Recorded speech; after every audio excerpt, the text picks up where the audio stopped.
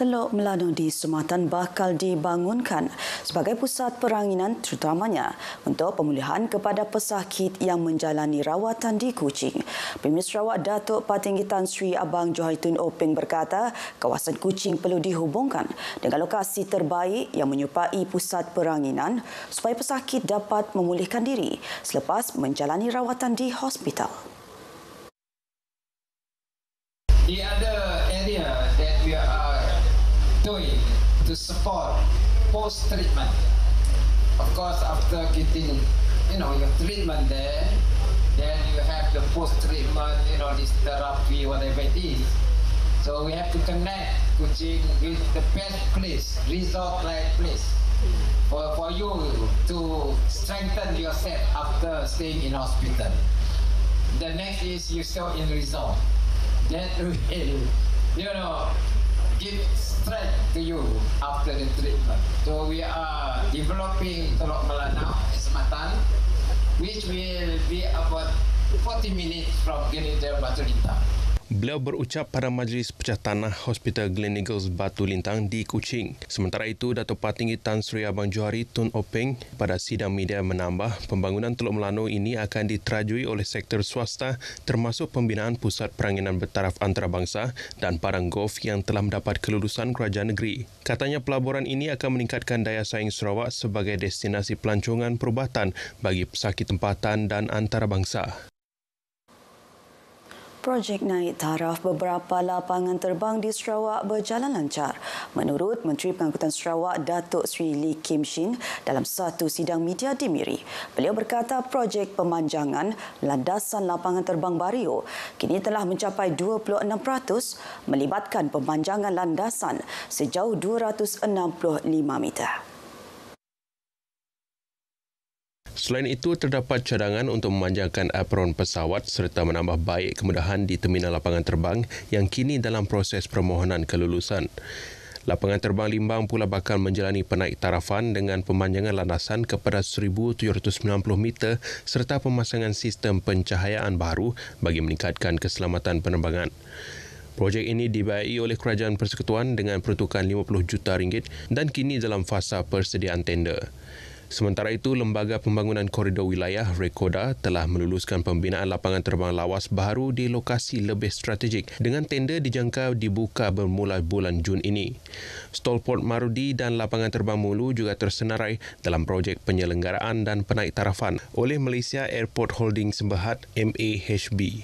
Beliau berkata demikian dalam sidang media selepas mempengerusikan mesyuarat jawatan kuasa pengangkutan awam penerbangan Sub Sarawak di Pejabat Pihak Berkuasa Penerbangan Awam Malaysia CAAM Cawangan Miri.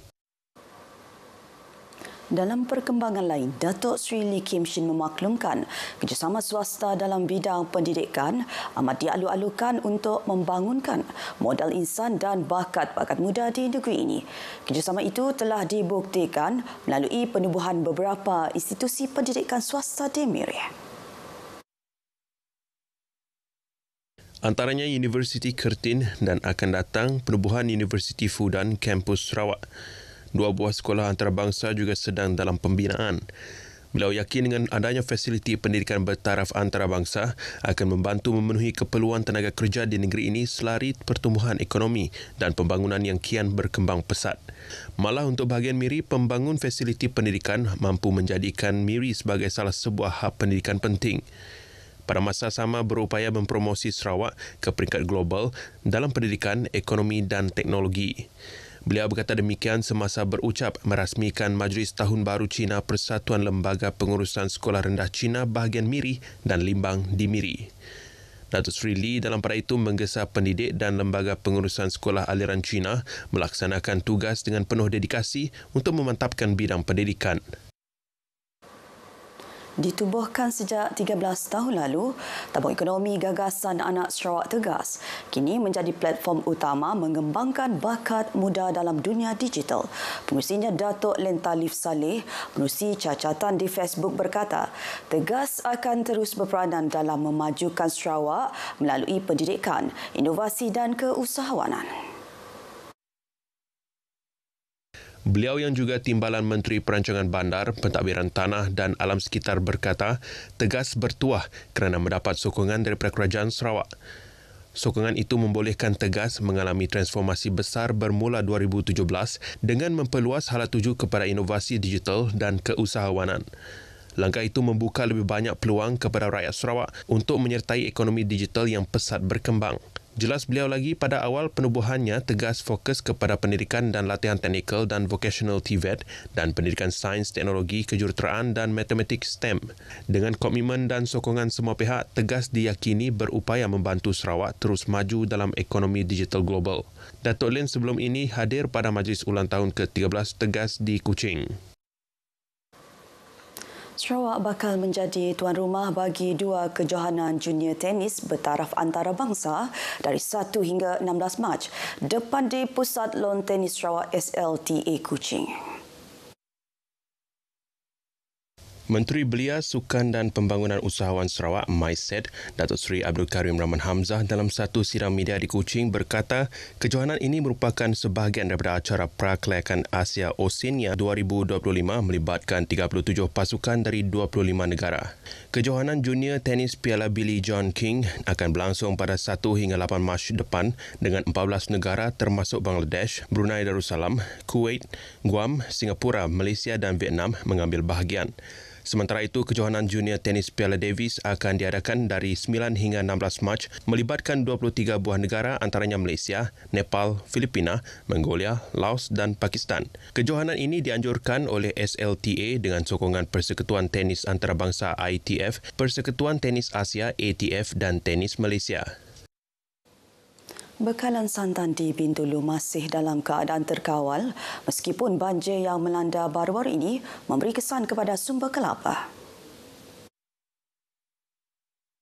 Tinjauan RTM di beberapa pasar sekitar Bintulu mendapati kebanyakan peniaga masih menerima bekalan daripada pembekal, namun harga kelapa meningkat susulan banyak kelapa rosak akibat banjir. Menurut seorang pengusaha santan, bekalan kelapa dari kawasan seperti Balingan turut terjejas menyebabkan pengurangan hasil dan kenaikan harga. Kami ada 5 orang pembekal. Alhamdulillah lah masa tu walaupun hidupnya harga yang berlainan, tapi kami tetap ambil juga. Sebabkan kami semua putus bekalan. Kami terpaksa ambil walaupun yang seorang tu beri RM2, yang seorang tu beri RM1.5, yang seorang tu beri RM3, RM1.30, kami ambil semua. Pembekal kami dari Balangian. Kami ambil dari Balangian sebab apa? Buah kelapanya ada cukup matang.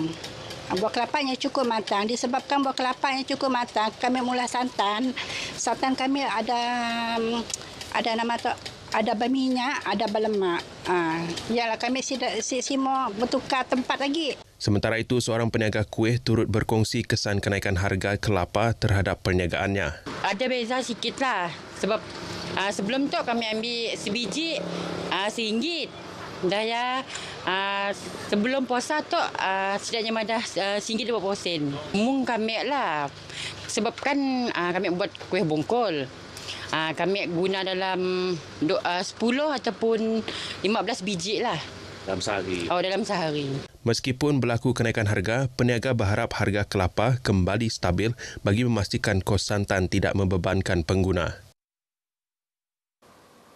Saudara, dari Sungai ke Sagara, Palestin pasti merdeka. Sekian berita pagi Sarawak. Ikuti Stadium RTM selepas ini untuk perkembangan sukan tanah air dan antarabangsa.